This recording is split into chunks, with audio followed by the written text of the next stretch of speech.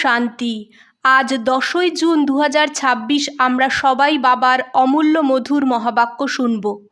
ওম শান্তি। মিষ্টি বাচ্চারা, শিব বাবা আর ব্রহ্মা বাবা দুজনার মত নাম করা হয়। তোমাদের দুজনার মতেই চলে নিজের কল্যাণ করতে হবে। আজকের প্রশ্ন, নাম্বার 1 ট্রাস্টি কে হয় আর কিভাবে? উত্তর, শিব বাবা হয় নাম্বার 1 ট্রাস্টি। ওনার একদম আসক্তি নেই। ভক্তিমার্গেও তোমরা ওনার জন্য যা দান পুণ্য করো ওগুলো সব ইনশিওর হয়ে যায়, যার ফল অন্য জন্মে পাওয়া যায়। এখনও যারা বাবার জন্য সব ইনশিওর করে তার পুরো রিটার্ন বাবা দেয়, কারণ বাবা বলে, আমি নিজে তো সুখ ভোগ করি না, আমি তোমাদেরটা নিয়ে কি করব। গীত, দর পর আয়ে হ্যায় কসম লেনে। ওম শান্তি। মিষ্টি মিষ্টি সিকিলাদে বাচ্চারা গান শুনেছে। বাচ্চা তাদের বলা হয় যারা বাবার হয়। বাবা বুঝিয়েছে যে এটা হলো অন্তিম মর্জি বা জন্ম। জীবিত থাকতে বাবার হতে হবে। তো বাচ্চারা জানে যে শ্রীমৎ গাওয়া আছে। শ্রীমৎ ভগবানুবাচ।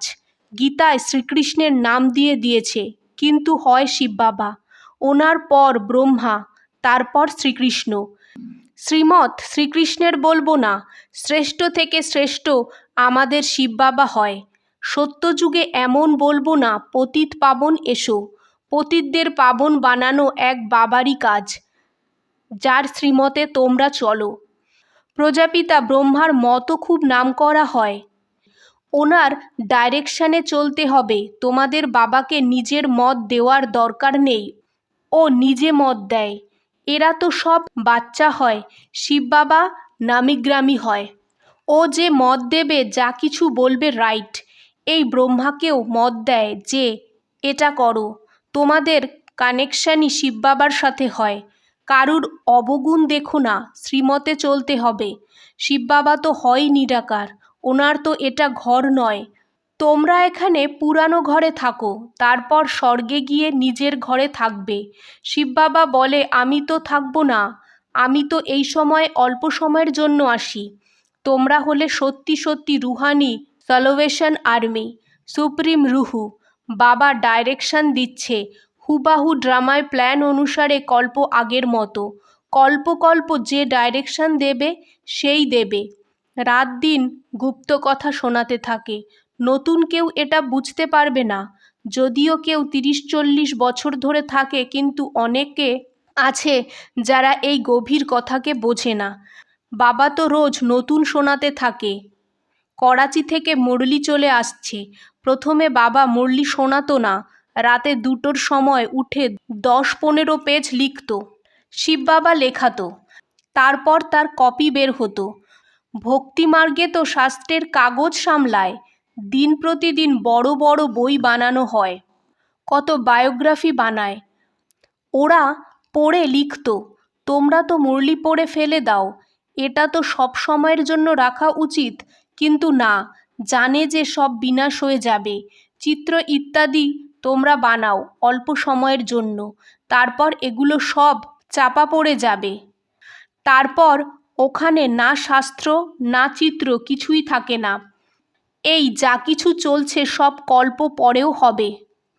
শাস্ত্র আবার দাপর থেকে শুরু হবে।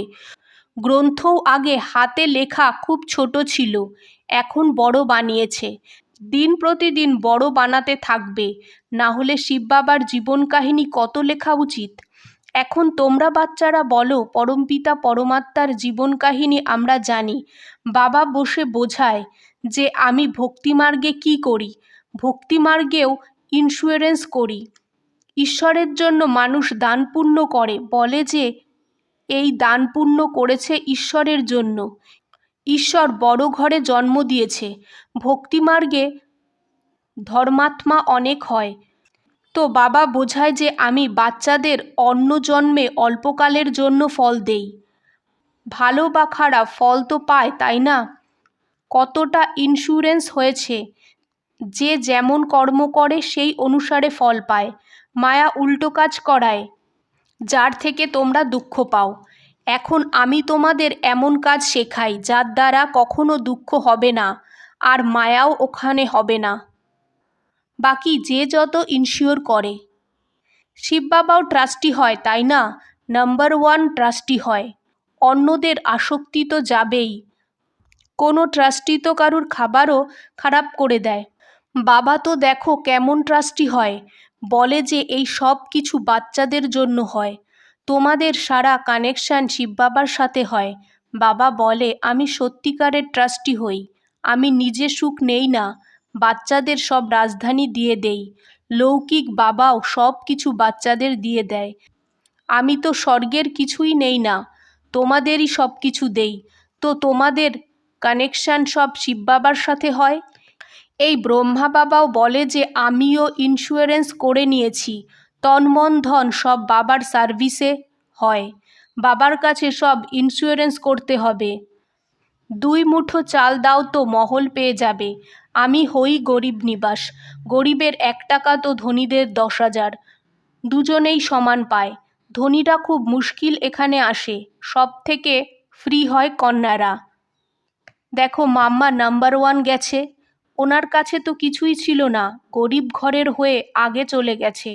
ব্রহ্মা বাবা সব কিছু দিয়েছে, তাও লক্ষ্মী তারপর নারায়ণ। কত ওয়ান্ডারফুল খেলা হয়। তো কোনো কথায় সংশয় হওয়া উচিত নয়।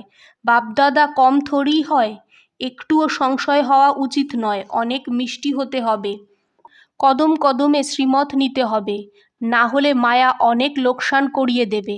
বাবা বলে পুরো খবর লেখো, বাবা সব দিক থেকে সামলাবে।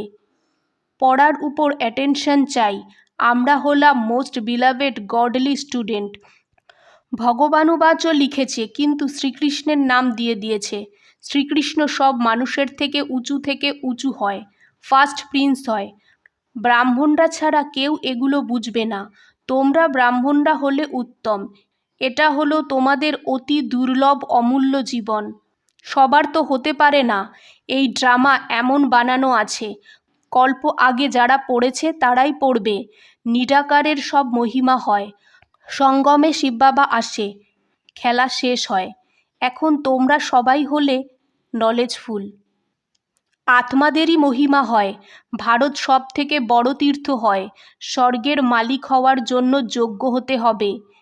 এমন বাবা কল্প কল্প সঙ্গমেই আছে। ড্রামায় সব কিছু লেখা আছে। ভারতেই আদি সনাতন দেবী দেবতা ধর্ম ছিল। ভগবানই এসে সহজ রাজযোগ শিখিয়েছিল।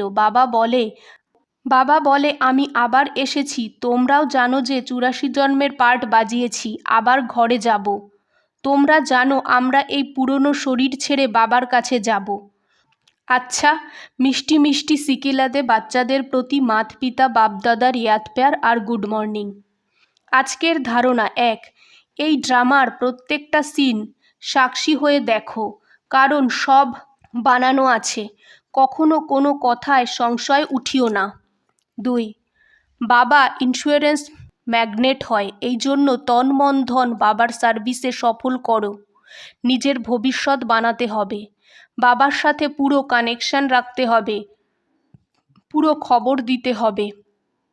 আজকের বাপদাদার মধুর বরদান, মর্জি বা স্থিতি দ্বারা সাহস আর উল্লাস এর অবিনাশী স্ট্যাম্প লাগানো বাচ্চারা প্রাপ্তি সম্পন্ন ভব।